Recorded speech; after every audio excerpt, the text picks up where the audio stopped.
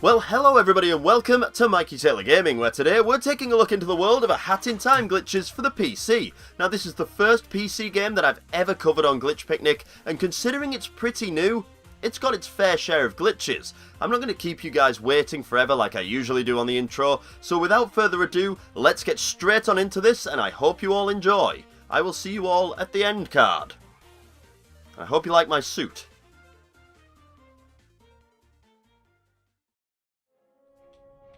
All spaceships have to be airtight, right? To stop all of the air being sucked into space, as you can see at the start of the game.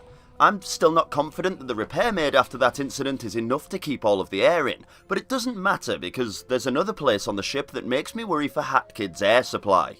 In the second area of the ship you can find this ordinary looking bookshelf, but if you walk into the gap by the side of it and then hold LB to bring up the hat select screen, Hat Kid will start to float up and up and up. She'll rise slowly and eventually end up rising all the way through the ceiling. If you hold on to LB for even longer, then she'll go through the top of the ship and into outer space. When you eventually get bored, and trust me, you will get bored of doing this, you can just select a hat to be brought back down through the roof and onto solid ground again. I'm wondering if this could be the first glitch that works towards an any percent speedrun of this game, by accessing areas that are locked by jumping into them from up here. If that turns out to be true, then you're welcome, future speedrunners.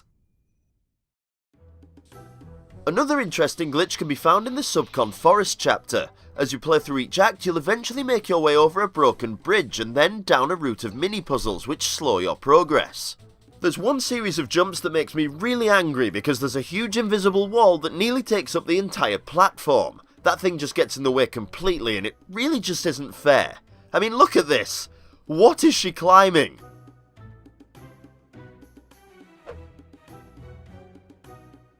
Anyway, once you're through the section, you'll be greeted by a huge mansion right in the middle of a seemingly empty area, and since this is a collectathon game, we've got to be sure to check everywhere, right? If you run all the way to the boundaries behind the mansion and change the angle of the camera, you might see that the ground and the wall don't quite meet up. Walking into this gap takes you out of bounds, in an instant. It's honestly as easy as that. I can't believe they missed this one. Unfortunately, there's not too much to see down here since there isn't really anything above the ground in this area, but you can look up into the unrendered mansion and see the outside, from the inside. And that's always awesome to see. When you're done checking the out of bounds area, you'll find that unlike most games that simply let you jump or walk back into the playing area, the game has collision programmed on both sides of the ground, so you're stuck. The only way out is to make your way back to the opening that you escaped from in the first place, which can be slightly confusing when everything is the same colour down here, so good luck. This game seems to be full of interesting glitches. There's another great one to be found in the same chapter and it can be activated on this dirt wall found around certain boundaries of the forest. All you've got to do is dive towards the wall using LT at about this angle and you'll be gliding around the dirt. It's so elegant, so effortless, and so pointless. It's handy to have the no bonk badge equipped when trying this out because you won't bonk on the walls at all, which would stop the glitch from working. It looks amazing, and although I don't know what causes it, it's definitely a fun one to mess around with. A basic glitch can be done wherever there's a few items that you can pick up in the same area. For example, the shrimp buckets in the Mafia's hideout. If you pick one up and throw it on top of the other one and then pick the one on the bottom up, the game thinks that you've picked up both of the buckets, so now you can control them both at the same time. It doesn't look too great at first, but if you walk around and nudge the top bucket on things, then it'll move from its spot on top of the held item and still move as if it's on top of the one you're holding. One of the more interesting parts about this glitch is that you can even throw or drop the item you're holding and the other one will mimic its actions, even though it's not even close. Alright, it's still kinda boring, but there's more to this glitch if you stack even more items on top of each other. In the Subcon forest you can gather 6 cherries together, at least I think they're cherries, and take control of all 6 of them just by picking up the one at the bottom of the stack. This can look pretty cool if you separate all of the cherries from the stack and walk around. They just float around the screen everywhere and get in the way a lot of the time. If you break the stack in the middle, then any cherries that were on top of it to begin with will carry on mimicking the item that you're holding, and at the same time, any cherries that were below the cherry that you picked up become inactive again. That's probably a little difficult to understand, but when you try it for yourself, you really get a feel for what I'm trying to say. It's weird, but it works. It's always good to see physics not acting the way they should do, and there's plenty of places in this game that seem to completely defy physics, that's for sure. The hookshot is a great item in this game, helping you swing graciously from one place to another, just like in most games with a hookshot.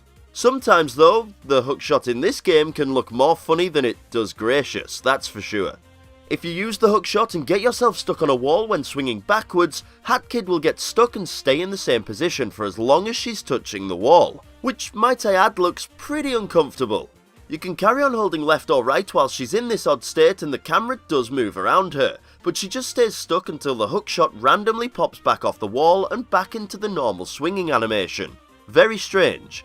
One more strange thing in this game isn't useful or particularly cool, but we're gonna check it out anyways, because this is a glitch picnic and that's probably all of the interesting glitches that have been found so far.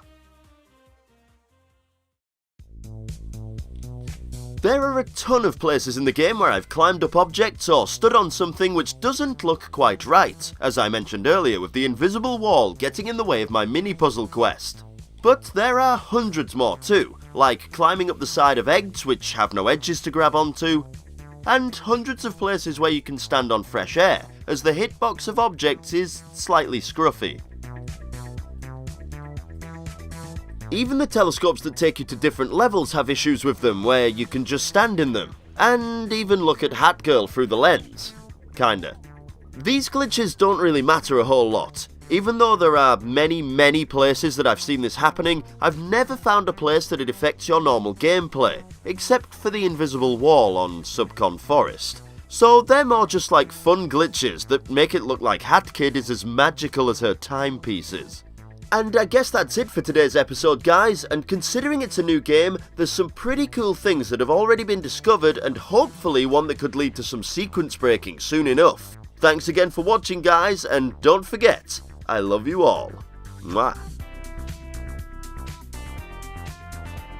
Thanks to all of you guys for staying until the end. I know this episode of Glitch Picnic wasn't the longest there's ever been, but it's still early days for this game, so who knows what could be discovered. I'm proud to say that most of the glitches in this Glitch Picnic were found by myself, but Retro Runs discovered the Levitation Glitch, whilst Flame LFH discovered the Dirt Diving Glitch, so shout outs to them. If you're interested in watching the last episode of Glitch Picnic featuring Tetrabit Gaming, then click on the box above now. Thanks guys, and again, don't forget, I love you all. Mwah.